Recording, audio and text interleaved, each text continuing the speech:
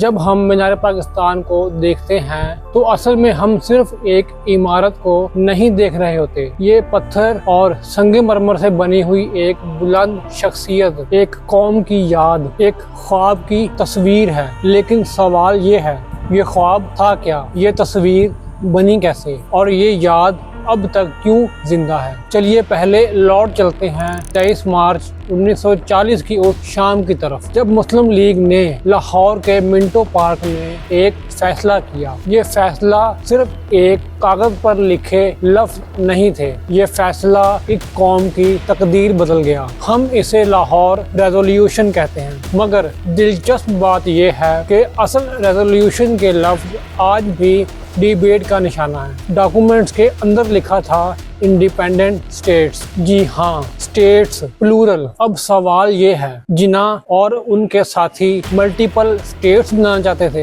یا پھر یہ ایک ٹیکٹیکل ورڈنگ تھی، ایک اسٹریٹجی؟ نیشنل آرچیو آف پاکستان کے مطابق 1940 کے وقت یہ لفظ ایک فیڈرل اسٹرکچر کا اشارہ تھا، مطلب پروونسز اور ریجنز اپنی اٹانومی رکھیں لیکن ایک سینٹرل مسلم اتھارٹی بھی ہو. کچھ ہسٹورینز کہتے ہیں کہ یہ ایمبیگیوٹی جان بوجھ کر رکھی گئی تھی تاکہ ہر مسلم پروونس اپنے اپنے حساب سے اس خواب کو سمجھ سکے. سوچ کے دیکھیے، ایک ہی جملہ، ایک ہی لفظ، اور اس لفظ کے پیچھے چھپا ہوا پورا سیاسی اسٹریٹجی. کیا یہ قوم بنانے کی سیاست کا حصہ تھا یا صرف وقت کی مجبوری؟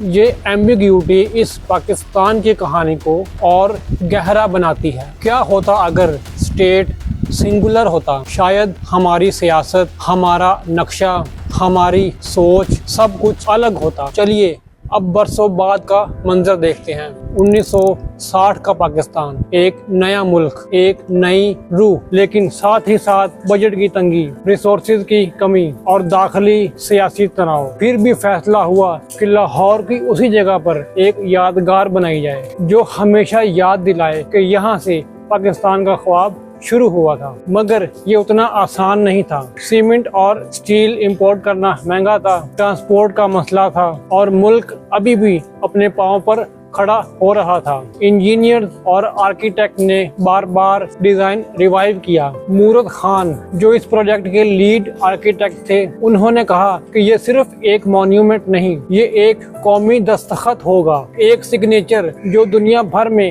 دکھایا جا سکے. اور پھر آئی وہ سٹیج جہاں فیصلہ کرنا تھا، اس مینار پر کیا لکھا جائے، کون سے لفظ ہوں گے جو پتھر پر ہمیشہ کے لیے امر ہو جائیں گے، قرآنک آیات جو روحانی پہچان کا اظہار کریں، اور ساتھ ہی وہ شاعری جو قوم کے جذبات کو زندہ رکھے. سوچو، علامہ اقبال کے الفاظ جو کبھی صرف آوازوں میں گونجتے تھے اب سنگ مرمر پر نقش بن گئے. کیا یہ صرف لکھائی تھی یا ایک قوم کی خاص یادوں کی مہر؟ پتھر پر لکھے لفظ وقت کے ساتھ گھس جاتے ہیں، لیکن جو جذبات ان الفاظ کے ذریعے لوگوں کے دلوں میں بس جاتے ہیں وہ کبھی نہیں مٹتے. مینار پاکستان اسی وجہ سے ایک عمارت نہیں، یہ ایک کتاب ہے، ایک کتاب جو بنا بولے بھی کہانی سناتی ہے. سوال صرف یہ ہے، ہم اس کہانی کو آج بھی سن رہے ہیں یا ہم نے اسے صرف ٹورسٹ سپورٹ بنا دیا ہے؟